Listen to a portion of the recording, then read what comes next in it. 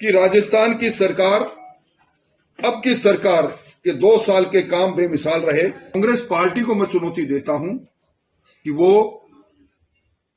अभी बजट सत्र प्रारंभ हो जाएगा फरवरी माह में, जब 2 दिन की बहस रखें। 2 साल बनाम कांग्रेस के 5 साल। सरकार में आधारभूत संरचनाएं मजबूत हुई है। सरकार में बेरोजगारी दूर करने के लिए स्किल अपग्रेडेशन से लेकर सरकारी नौकरी तक का प्रबंधन हुआ है। राजस्थान की राजनीति में जब सत्ता का हिसाब खुलकर मांगा जाता है तब भाषण नहीं तथ्य बोलते हैं। राज्य सरकार की दूसरी वर्षगांठ पर डूंगरपुर पहुंचे भाजपा के कद्दावर नेता और पूर्व मंत्री राजेंद्र राठौड़ ने वही किया। मंच से उन्होंने कांग्रेस और बीएपी दोनों पर एक साथ तीखा प्रहार किया और कांग्रेस प्रदेशाध्यक्ष गोविंद डोटासरा को सीधी चुनौती दे डाली। 5 साल बनाम 2 साल, आइए विधानसभा में खुली बहस करें, काम बोलेंगे, आरोप नहीं। ये कोई औपचारिक बयान नहीं था, ये सत्ता के कामकाज को कटघरे में रखकर तुलना करने का खुला न्योता था। राठौड़ के शब्दों में आत्मविश्वास था और दावे में आंकड़े। राठौड़ ने कहा कि भाजपा सरकार ने अपने संकल्प पत्र की 70% से अधिक घोषणाएं महज 2 साल में पूरी कर दी हैं। महिला सुरक्षा, रोजगार, किसान कल्याण और विद्यार्थियों के हित, इन 4 स्तंभों पर उन्होंने सरकार के काम गिनाए। उनका तर्क साफ था, जो कांग्रेस 5 साल में नहीं कर सकी वही काम भाजपा ने 2 साल में कर दिखाए। उन्होंने तुलना की सुई सीधे पिछली कांग्रेस सरकार की ओर मोड़ी और कहा कि भाजपा हर साल जनता के सामने अपना लेखा जोखा रखती है, जबकि पूर्ववर्ती सरकार ने अंतिम वर्ष में औपचारिक हिसाब देकर जिम्मेदारी से बचने की कोशिश की। राठौड़ ने विकास की बहस को भावनाओं से निकालकर परियोजनाओं तक लाया।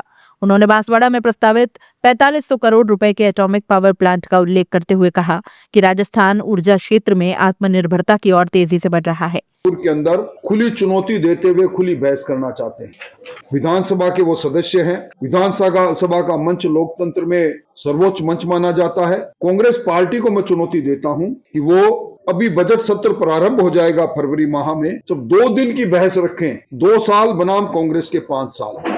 और यही नहीं, इससे पहले सभी समाचार पत्रों के माध्यम से, विज्ञापन के माध्यम से सरकार ने 2 साल बनाम 5 साल दोनों उन अंतरों के बारे में, जो अलग अलग क्षेत्र में मैं आपको बताऊंगा, उसके बारे में एक खुला विज्ञापन दिया है।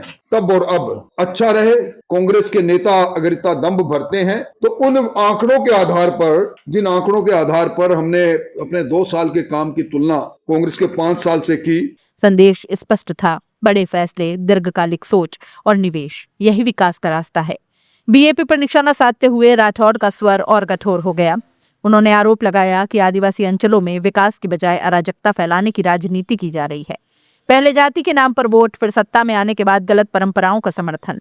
उन्होंने बागीदौरा विधायक जयकृष्ण पटेल के कथित रिश्वत प्रकरण का जिक्र करते हुए कहा कि विधानसभा में सवाल पूछने के लिए रंगे हाथों पकड़े जाने के बावजूद कार्रवाई के बजाय उसे सामान्य ठहराया गया। ये कैसी राजनीति है?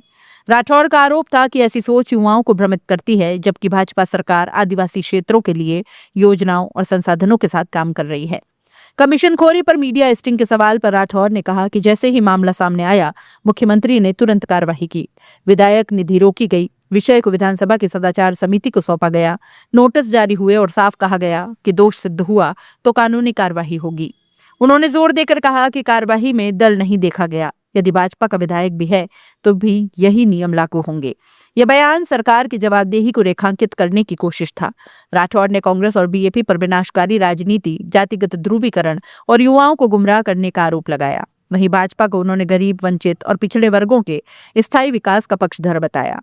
उनका कहना था कि विकास योजनाएं सिर्फ घोषणाएं नहीं, जमीन पर दिख रही हैं और आने वाले पंचायती राज और नगर निकाय चुनावों में इसका जवाब जनता रिकॉर्ड जीत के रूप में देगी। सरकार के कामकाज का आकलन उसके जीडीपी से किया जाता है, सकल घरेलू उत्पाद।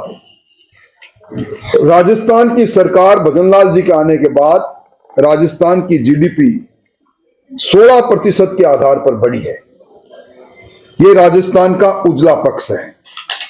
राजस्थान के अंदर प्रति व्यक्ति आय पिछली सरकार के समय में जो प्रति व्यक्ति आय थी वो थी 1,66,000 और अब 2025-26 में बढ़कर 2,37,000। ये बढ़ोतरी भी लगभग 18% है। ये सिद्ध करती है कि राजस्थान में व्यक्ति खुशहाल हुआ है। राजस्थान के अंदर $350 बिलियन की इकोनॉमी बने, इस आशा के साथ मुख्यमंत्री ने जो काम प्रारंभ किया है वो आगे बढ़ रहा है। सर्किट हाउस में राठौड़ का जोरदार स्वागत हुआ। संभाग प्रभारी महेंद्र मालविया, सभापति अमृत कलासवा, जिला महामंत्री पंकज जैन, उप सभापति सुदर्शन जैन, बिचीवाड़ा प्रधान देवराम रोत, हर्ष शर्मा सहित कई नेता और कार्यकर्ता मौजूद रहे। यह तस्वीर संगठनात्मक एकजुटता का संकेत थी और चुनावी तैयारियों की झलक भी। राठौड़ की चुनौती का निचोड़ यही था, भावनात्मक नारे नहीं, ठोस तथ्य, व्यक्तिगत आरोप नहीं, नीति और परिणाम। यदि बहस होती है तो सवाल बहुत सीधे होंगे। महिला अपराधों पर कौन कौन सी नीतियां और क्या परिणाम? रोजगार सृजन के आंकड़े क्या कहते हैं? किसान और छात्र कल्याण योजनाओं की जमीनी स्थिति कैसी है? ऊर्जा आत्मनिर्भरता में कौन सी परियोजनाएं कहां तक पहुंची है? डूंगरपुर की सभा सिर्फ भाषण नहीं थी, यह हिसाब मांगने की राजनीति का ऐलान था।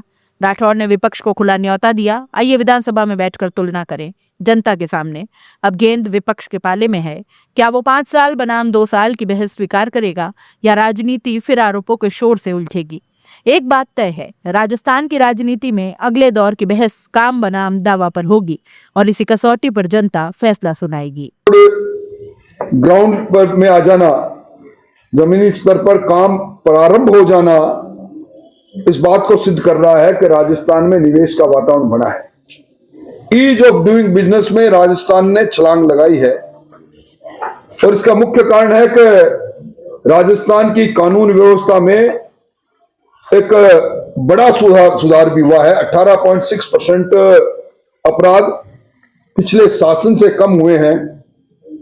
प्रचुर मात्रा में उद्योगों को बिजली मिलना प्रारंभ हो गई, पानी का व्यवस्था हो गई, रॉ मटेरियल प्रकृति ने हमें दे रखा है। इसी कारण से राजस्थान के अंदर बड़ी मात्रा में निवेश का आकर्षण का केंद्र राजस्थान बन गया है।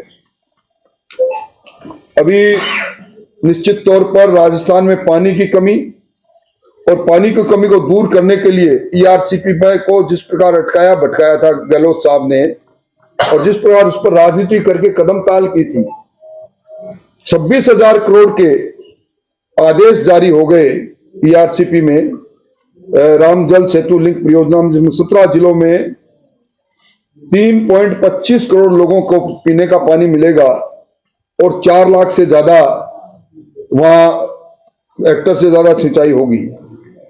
इसी प्रकार आज राजस्थान के अंदर प्रधानमंत्री गरीब अन्न कल्याण योजना में 4.5 करोड़ लोग पिछले 3 साल से मुफ्त में अनाज मिल रहा है।